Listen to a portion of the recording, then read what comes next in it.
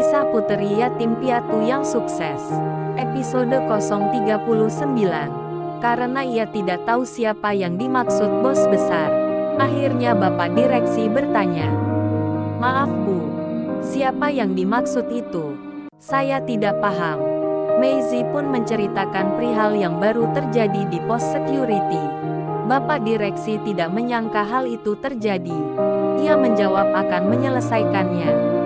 Tanpa didengar oleh Deki, Maisie menyampaikan sesuatu kepada direksi. Bapak Direksi hanya menganggukkan kepala saja, tanda memahami maksud atasannya itu. Setelah itu Maisie permisi pulang.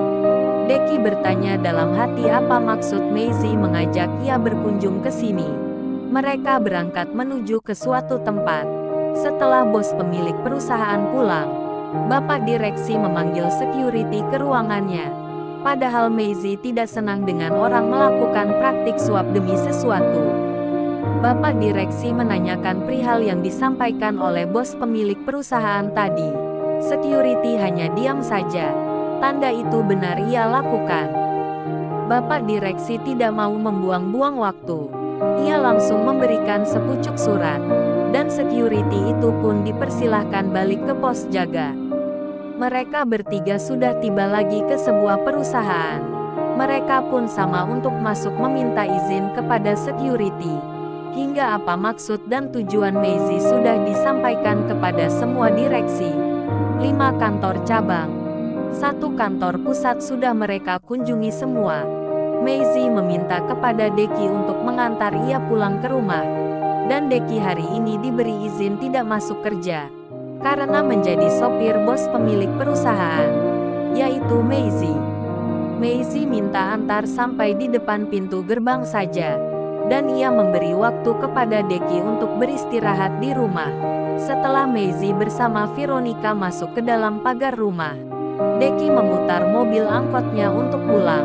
Sengaja selama hampir setengah hari berjalan, Maisie tidak memberi Deki pembeli bensin. Selama di perjalanan pulang, Deki belum paham apa maksud Maisie mengajak ia keliling hari ini. Sampai ia tidak bisa menebaknya apa maksud Maisie itu. Deki akhirnya memilih untuk beristirahat, daripada memikirkan perjalanan hari ini yang tidak jelas bagi Deki. Baru saja tiba di rumah, rencana mau beristirahat dengan tenang. Handphonenya berdering. Ternyata yang menelpon adalah Kelvin, orang kepercayaannya mengurus toko. Maisie langsung bertanya kepada Kelvin ada kabar apa.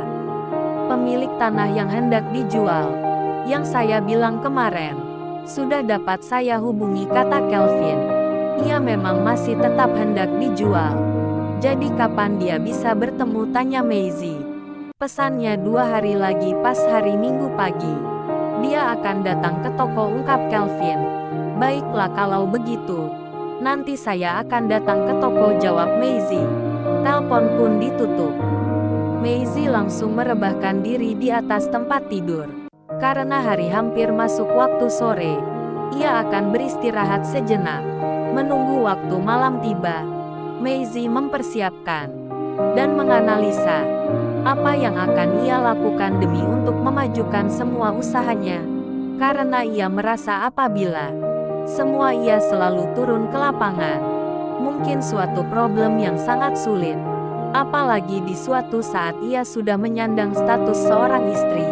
Jadi ia harus mempersiapkan segala kemungkinan yang akan terjadi. Salah satunya ia akan mencari orang yang bisa dipercaya dan jujur. Maisie adalah yatim piatu dan anak semata wayang. Ia tidak mempunyai saudara dekat. Jadi ia hanya mengharapkan teman-teman saja sebagai saudara. Jadi dengan keadaan seperti ini, ia harus cermat untuk memilih teman yang bisa dipercaya.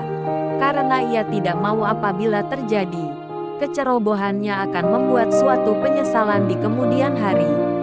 Apalagi sekarang waktu sudah mendesak untuk menentukan siapa yang layak untuk ditunjuk sebagai orang yang dapat dipercaya dalam mengurus usahanya ini. Sudah beberapa jam ia memikirkannya.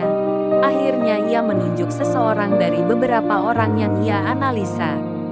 Karena sudah ada kesimpulan Maisie memutuskan untuk tidur malam.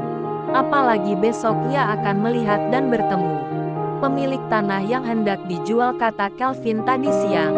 Hari rencana pernikahan mereka bertambah dekat. Tetapi Maisie dan Brand tidak akan banyak mengundang. Mereka akan melaksanakan pernikahan mereka dengan sederhana saja. Karena itu sudah kesepakatan mereka berdua di jauh-jauh hari. Hari sudah pagi.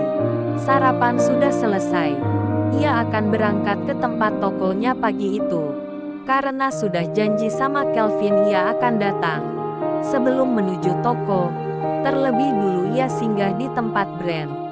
Dengan sengaja ia tidak menelpon terlebih dahulu.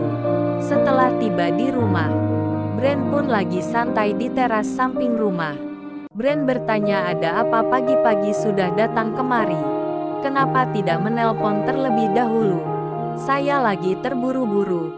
Dan saya yakin kamu pasti di rumah, jawab Maisie. Maisie lantas menyampaikan. Ia minta ditemani bertemu dan memeriksa lokasi yang mau dijual yang ia ceritakan waktu itu. Karena sudah janji pagi ini dia akan datang ke toko. Brand tidak menolak ajakan Maisie.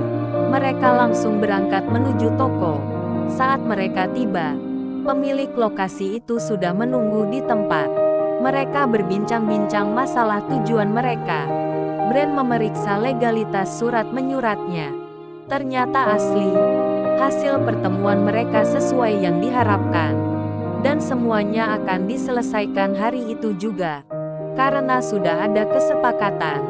Masalah surat menyurat bahkan cara pembayarannya.